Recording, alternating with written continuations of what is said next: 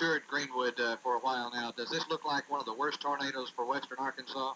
This is the worst I've seen in the 14 years that I've been here. Thank you, Jim.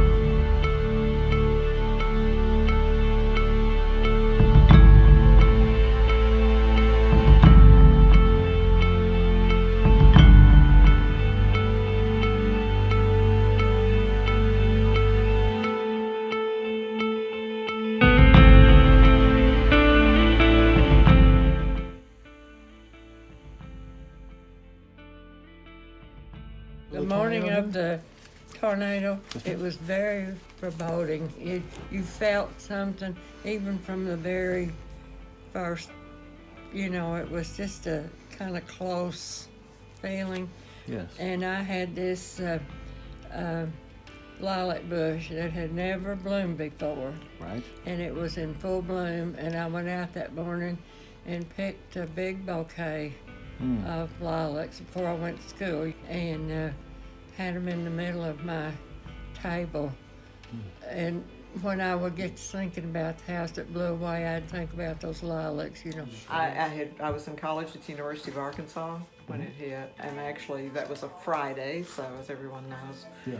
Friday afternoon, and I was on my way home with a friend of mine who was also at the university, and my mother was with me. It had rained all day and was very oppressive. It just seemed like there's just something pulling down on you all day long.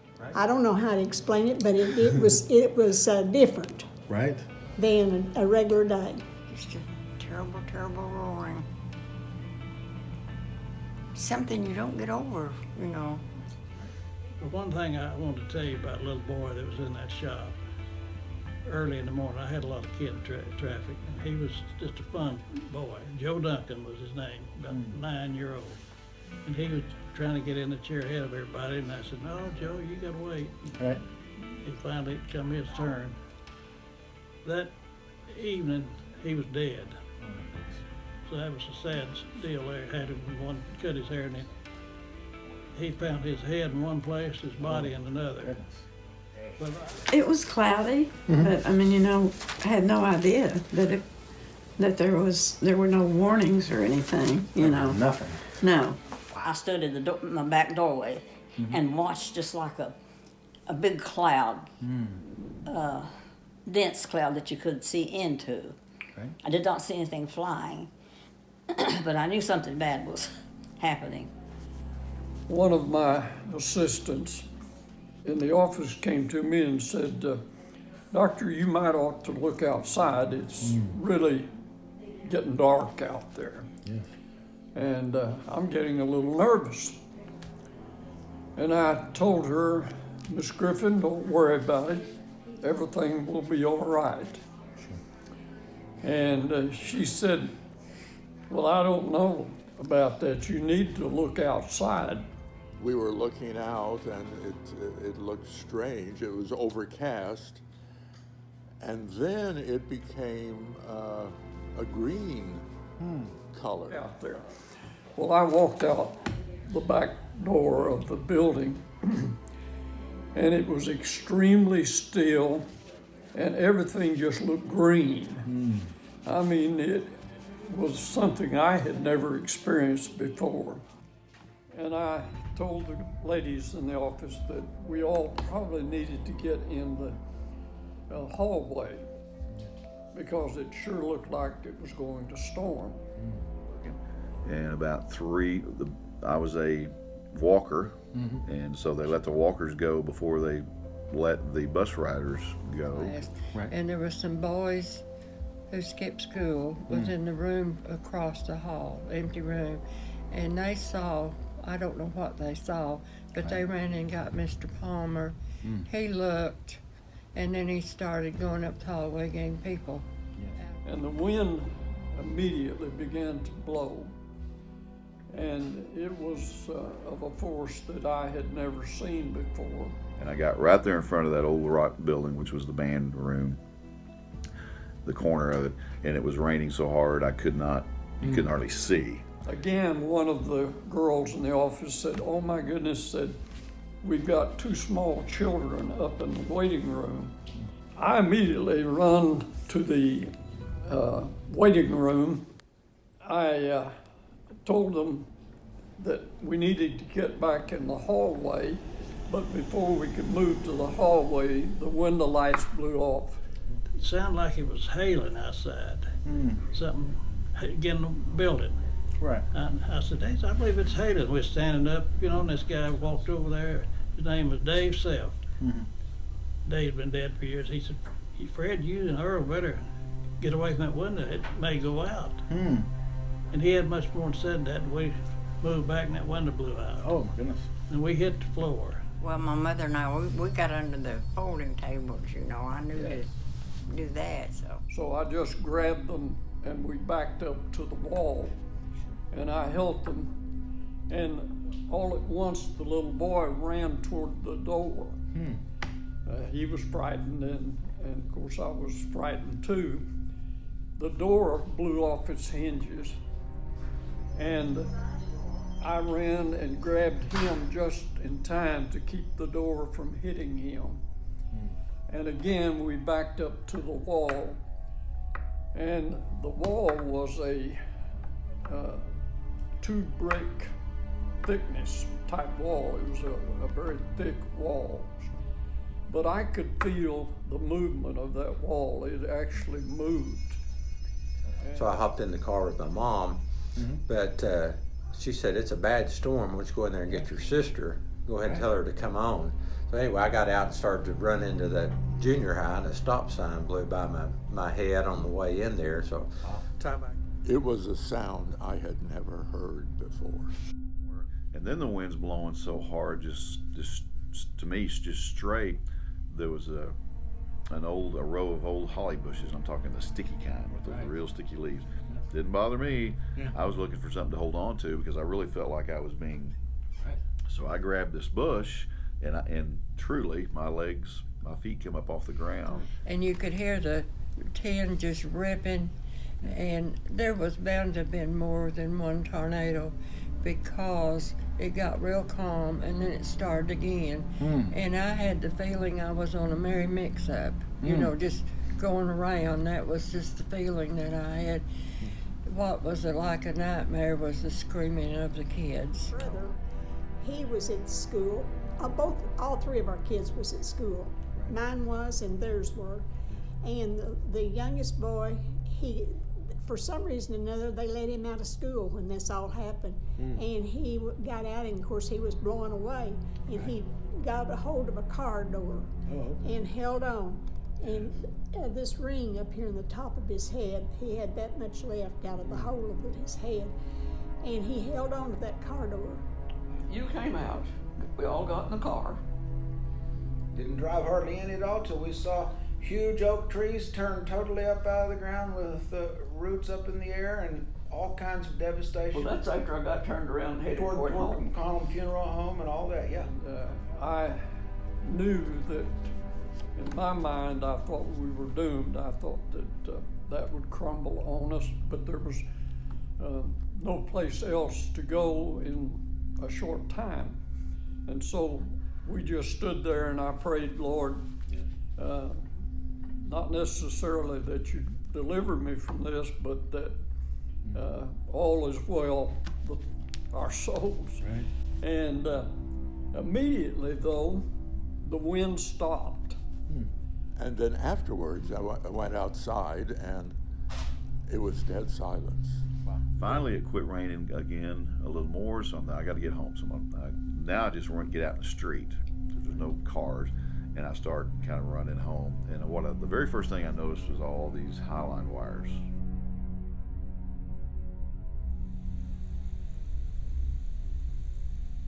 Fourth grader, tunnel vision, probably not really looking around, But as soon as I walk up on all these wires, I'm thinking, well, that's not right. And then I glance up, and there these buses are laying on their sides. And I had gotten all the way to Fort Smith when I realized that I started meeting the ambulances and policemen coming this way. So I pulled up at this side of town, and I asked somebody, I said, what's going on? They said, well, the tornado just wiped Greenwood off. Because this square, as you've seen photos, looked like it had been bombed. It was unrecognizable almost. So I looked past his house, and ours would have been the very next house, but there was just this big pile of rubble. In my eyes, there were 3 walls on the end still there, but no roof.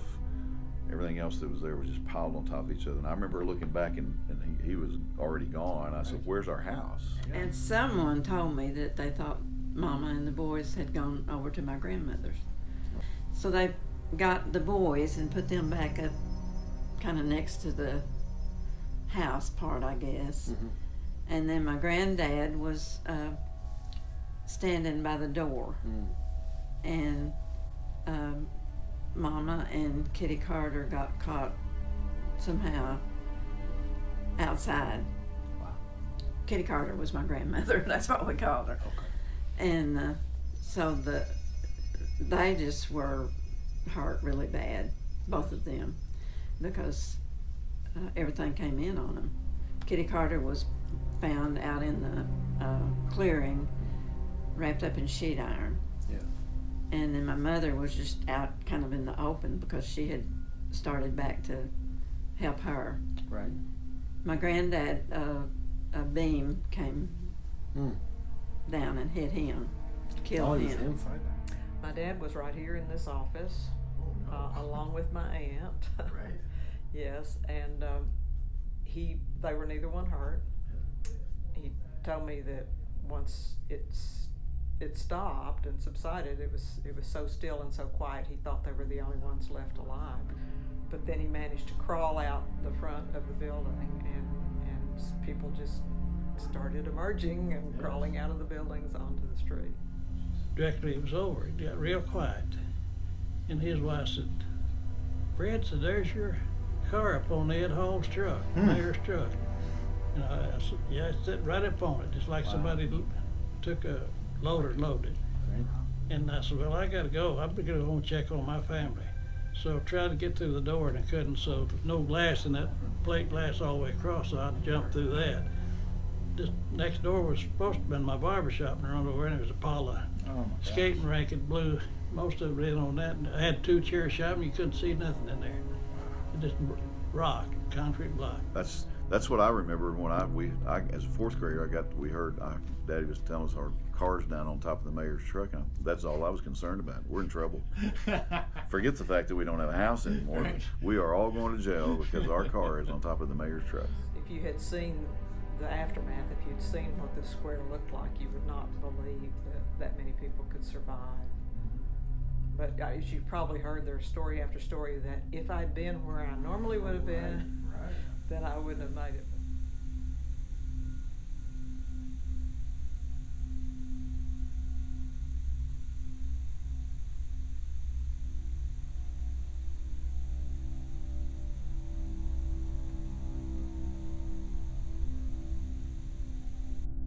I told you that story. The courthouse was gone.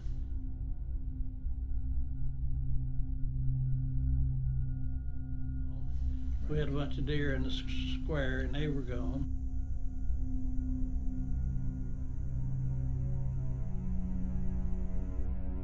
I noticed a house that was partially destroyed. As I was looking around, a voice calling, help, help, help. I ran in to what was left of the house, and I saw a man trying to lift a refrigerator. I ran on up and said, do you need help? And he said, yes, there's a man under here. I helped lift the refrigerator up.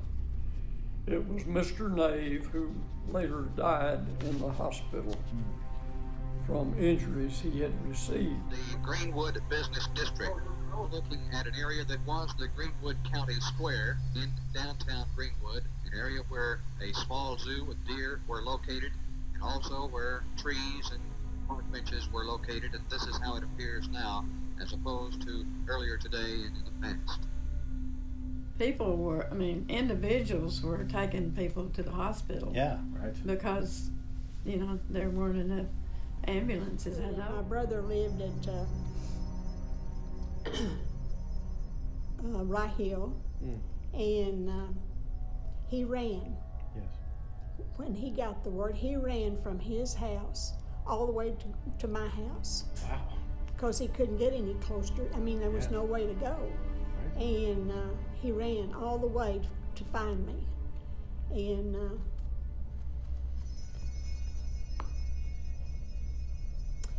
when he did, well, of course, he was happy to see that I was okay and our family was okay.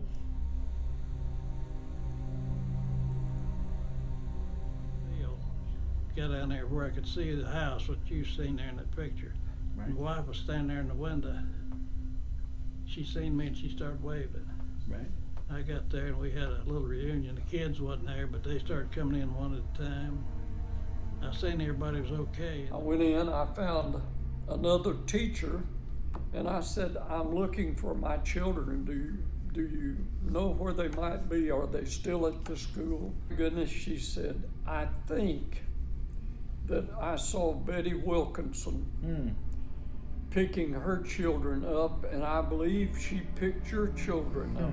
Rang the doorbell or knocked on the door frantically.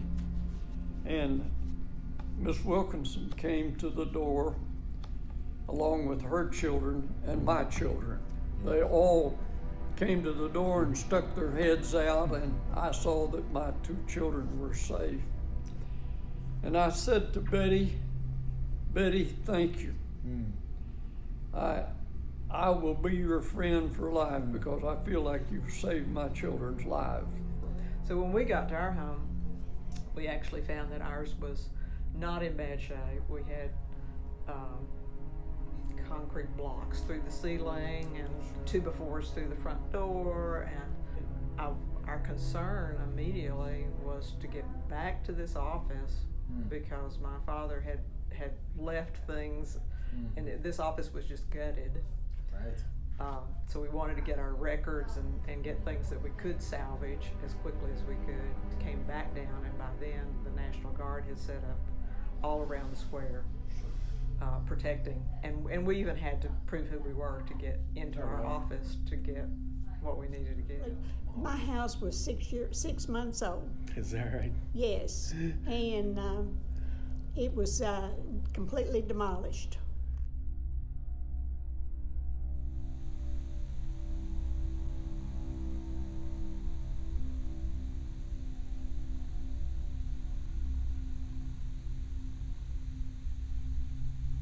Well, I started running toward my house, and here came an ambulance. And so I stepped aside, and he stopped. And a man sitting on the passenger side, I recognized as my brother-in-law, whose house had blown away. And he said, we're going to the hospital. My son, Rusty Mizell, has been hit by a piece of sheet iron in the head, and he is injured pretty seriously. And he said, would you mind just going to the hospital with us? Right. And I said, well, yeah. So I got in the ambulance. We went to Sparks Hospital, and they had people just rode up in rows out in the hallway. There was no rooms, no places to put them. And there must have been, I don't know how many, but there was a lot of people in beds and people waiting on to be treated and so forth. And the preacher that I had mentioned, young preacher, was in a bed, and I went over and talked to him. He was conscious and all, but you could tell he was injured. And he said to me, Doctor, would you promise me something? And I said, yes, I'll promise you. What do you want? Would you take care of my wife and baby? He said, I know I'm not going to make it. And I said, well, why? You think you're not going to make it? And he said, well, I heard the doctor talking to the nurse. And he said, I know I'm not going to make it. And I said, you're going to be fine. I think I looked at his blood pressure. He had a blood pressure cuff on and all. And it so happened at that time that I was on the Sparks staff. Oh, really? And so I just didn't take part in any treatment, but I walked around and talked to various people. And I came to Mr. Nave, whom I had seen earlier. And Mr. Nave was in a very, very bad condition. And I heard the nurse who was checking his blood pressure call for the doctor and tell the doctor that he is going into shock and he needs treatment immediately. And he did pass on, of course, but it was kind of peculiar and a very stirring thing to see all of the people there who were injured. We've estimated that 270 or more have been injured, treated here and in the hospitals. Is this what you would say? At least that many. All we've done here is just take care of the minor injuries, people stepping on nails, getting small lacerations. We've taken care of most of those here. The major ones have had to go in the hospital. Now, what about your supplies? These were used from your office? I cleaned out all I could out of my office, and then by that time, the corpsmen were bringing stuff in from camp. The Red Cross was coming in with things, and we were pretty well set up. That was a problem. Everybody we had to have food brought in or something, because we didn't have electricity for a while. I don't really remember how long that was before we had electricity back.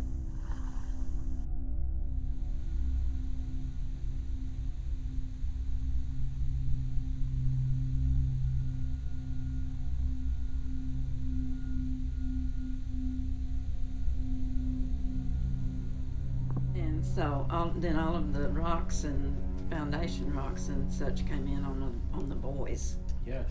Our boys, because, and I know they said Greg was clearing bricks and everything off of Jeff whenever it was all over, but his jaws were both broken. They said they x-rayed Greg because he kept going to sleep, and so he had a concussion. Right. And they said he looked like somebody just beat him, because so many of the rocks and everything had come in on him. Because the only person I knew was this woman whose baby blew away, and Stan Carter's grandfather. I didn't know any of the rest of them. But Bud Corbin, at the funeral home, he didn't make any money on those barrels. I don't know how many of them he did, but he said, he didn't say I didn't charge him anything because he probably had to charge something. But some of them could afford, some couldn't, and there's no telling how much. And they may all not 13 been at the McConnell funeral home, but he took care of them. Yes. And I met Dutch Carter, who was the custodian at the courthouse. And the people at the courthouse had seen our house go, said it went higher than the treetops and exploded. Wow. And they had seen it, and he didn't know but what I was home. And he started up school to look for us. Right. And when I met him, he said, child, he said, your house is gone, but the important thing is that your kids are safe.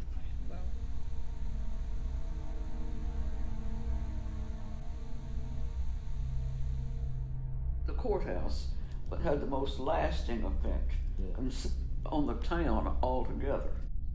It was amazing. You know, you would have, as tornadoes do, you would have two buildings side by side. One would be totally destroyed, and one not even damaged. The bank really wasn't damaged at all, you could say. It had a a column or tiny two little along bit of the way. damage, but not much. It was the old bank over. Yes. And then, What's now the senior citizens. right across the street may have been totally leveled.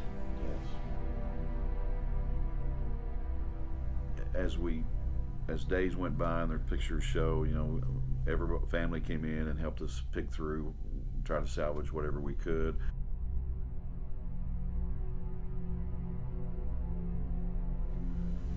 We got the Seventh-day Adventists come in and the Red Cross to come in and help build people that didn't have insurance. They helped them. I had a lot of help. Had a friend brought a car over for me to drive because my car was tore up on top of the mayor's truck.